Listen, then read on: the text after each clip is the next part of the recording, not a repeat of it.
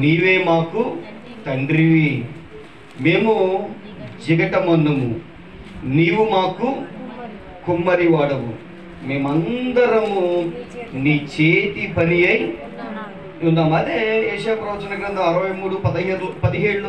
63:16 కూడా వ్రాయబడిన మాట ఏంటంటే, మా తండ్రివి నీవే, అబ్రహాము మమ్మును ఎరుగకపోయినను, ఇశ్రాయేలు మమ్మును అంగీకరింపకపోయినను, యెహోవా నీవే మా తండ్రివి కదా. హల్లెలూయా, హల్లెలూయా.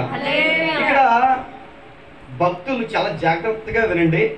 ఇక్కడ భక్తులు మన ప్రభు అయిన యేసుక్రీస్తును ఏమని సంబోధిస్తున్నారయ్యానంటే, మా తండ్రి. హల్లెలూయా, హల్లెలూయా.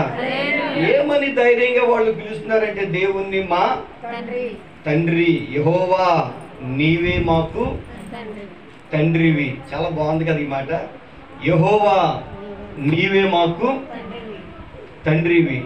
ఇక్కడ క్రింద రాయబడిన మాట, అబ్రహాము మమ్మును ఎరుగకపోయినను, ఇశ్రాయేలు మమ్మును అంగీకరింపకపోయినను, మా తండ్రివి నీవే కదా. హల్లెలూయా, హల్లెలూయా. ఆయన మన తండ్రి. ఆమేన్. ఆయన ఎవరు? మన భక్తులు ధైర్యంగా పిలుస్తున్నారు, యెహోవా నీవే మా తండ్రివయ్యా, యెహోవా నీవే మా తండ్రివి. అబ్రహాము మమ్మును ఎరుగకపోయినను, ఇశ్రాయేలు మమ్మును అంగీకరింపకపోయినను, నీవే మా తండ్రివి. ఆయన మన తండ్రి.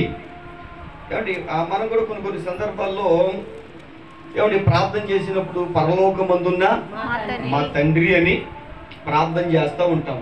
తర్వాత యెషయా ప్రవచన గ్రంథంలో రాయబడింది, ఆయన నిత్యుడగు తండ్రి అంట. నిత్యుడగు.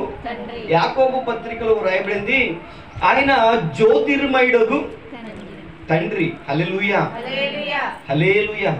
ఆయన మన తండ్రి. హల్లెలూయా. భక్తులు ధైర్యంగా దేవుణ్ణి పిలుస్తున్నారు, యెహోవా నీవే.